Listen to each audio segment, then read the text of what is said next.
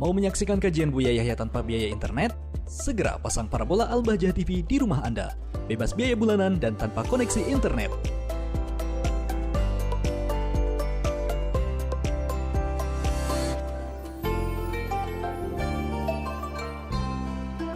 Baik, sudah ada pertanyaan sahabat yang bergabung melalui via telepon. Kita angkat terlebih dahulu.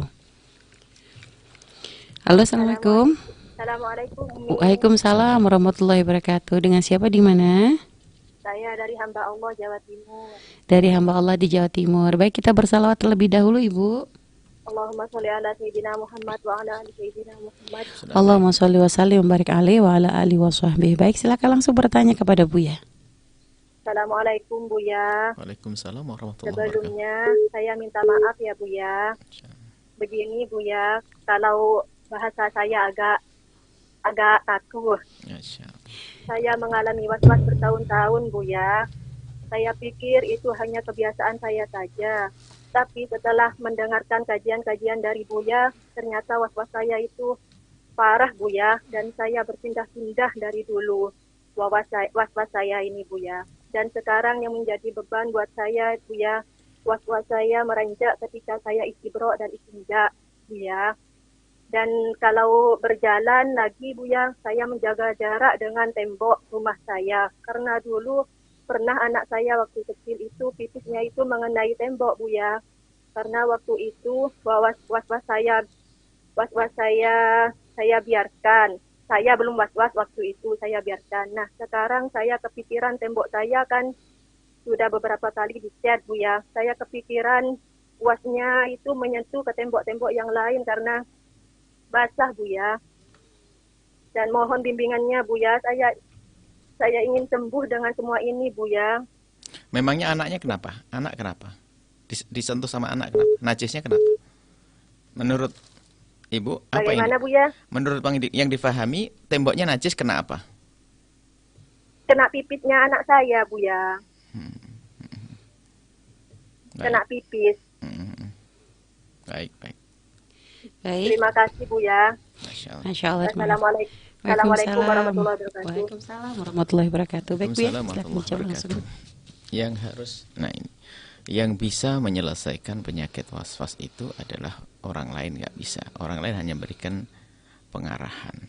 Akan tapi biarpun diberi pengarahan, tapi kalau tidak mengikuti ya nggak akan selesai.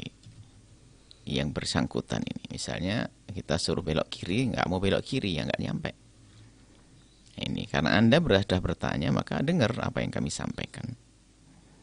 Jadi begini kaidah, dan bahwasanya segala sesuatu itu yang pada dasarnya adalah suci harus kita anggap suci. Jadi bagi Anda tidak usah menduga sesuatu itu najis kecuali kelihatan di mata Anda. Selagi dimanapun berada, biarpun di situ tadi orang kencing, ya orang kencing sekarang sudah tidak terlihat lagi. Masa ada orang kencing satu rumah? Berapa timba kencingnya kan begitu? Nggak mungkin kencing satu rumah.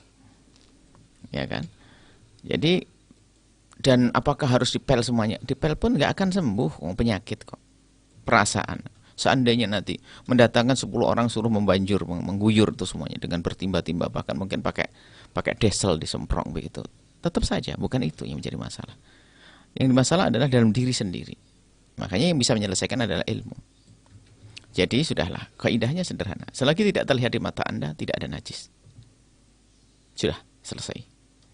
Bagi Anda harus begitu. Selagi tidak terlihat di mata Anda, najis. Tidak najis. Loh, kemarin anak saya kencing di situ. Kemarin mana? Pastikan. Mana najis? Nggak bisa pastikan. Kira-kira di sini, kira-kira di situ. Selagi masih kira-kira adalah mungkin di sini, mungkin di situ. Maka nggak usah dipikirin yang demikian itu.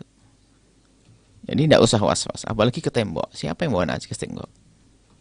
Temboknya kan luas. Masa anak-anak sampai kencingnya bagaimana sampai ke tembok? Disentuh sama tangannya. Yang disentuh semuanya, kerjaannya apa? Jadi yang bisa menyelesaikan adalah diri sendiri. Dan banyak orang was-was sembuh, dan kita menemukan kok ada beberapa orang itu yang di sini itu bahkan ada santri-santri, ada santri baru waktu itu, ada beberapa santri baru. Ya akhirnya sembuh karena memang harus dilawan begitu tuh. Makanya kalau sholat misalnya ada di antara yang was-was, sholat selalu terlambat sampai imam rukuk belum. Sekarang nggak boleh. Habis takbiratul ihram harus ngikut. Kalau enggak dirotan nanti.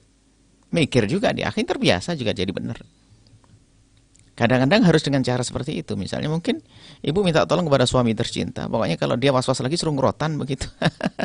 Jadi karena kalau tidak diancam begitu kadang tetap saja, kadang ngikuti. Ya. Itu artinya ibu telah dikuasai oleh setan dan dia berhasil. Setan sudah berhasil mengerusak Anda sehingga ada jalannya pun Anda bukan saja tidak mendekat ke tembok, Anda miring-miring dan segala macam. Itu penyakit. Makanya saya kembalikan pada ilmu bahwasanya selagi tidak yakin, kita bisa sholat di mana saja. Selagi tidak yakin di situ ada najis kelihatan di mata Anda. Kalau tidak kelihatan di mata Anda, sudah jangan dipikiri kalau itu najis. Selesai bagi Anda. Kalau itu sudah Anda pakai, sudah aman. Nah, sekarang harus seperti itu. Cara begini, misalnya ada sebuah tempat Anda ragu, wah ini jangan kena najis.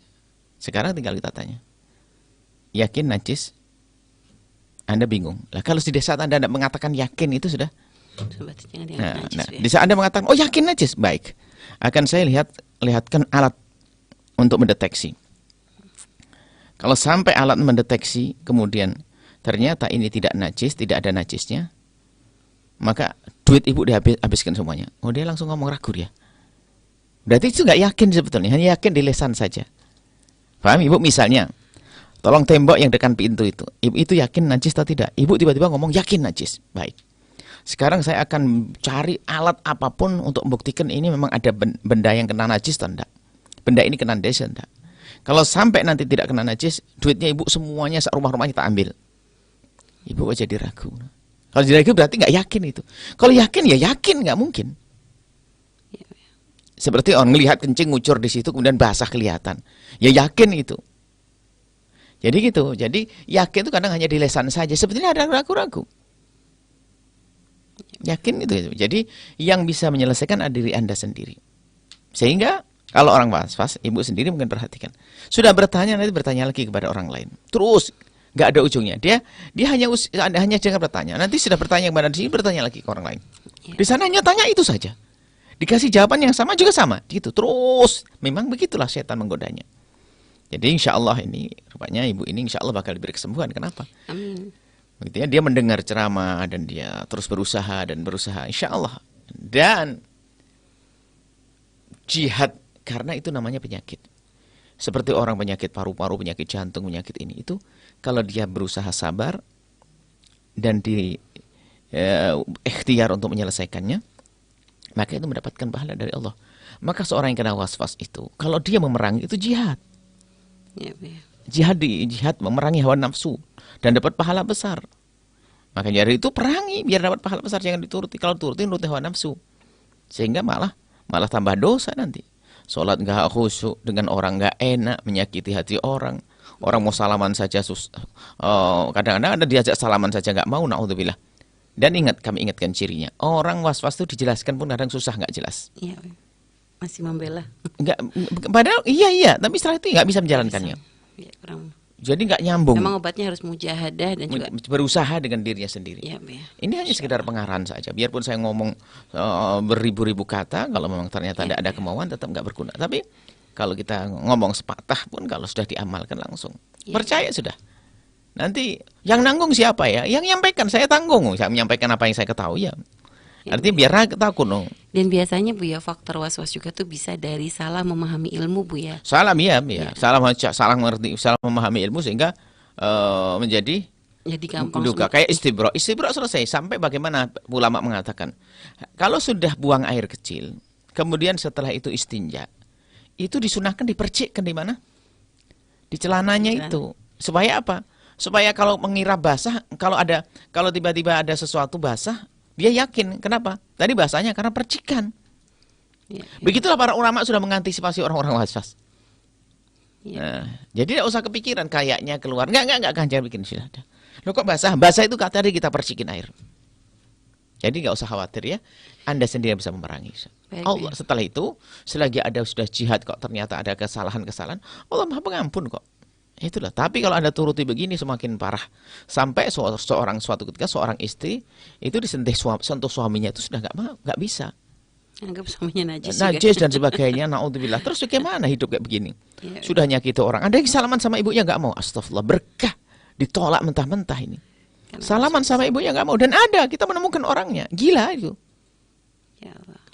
Dulu nggak seperti itu. Dulu biasa, cuman berkembang. Betul yang Anda sampaikan. Kalau Anda mulai dari kami ngomong ini, kalau tidak berusaha, mujahadah, ini khawatir nanti berkembang. Naudzubillah.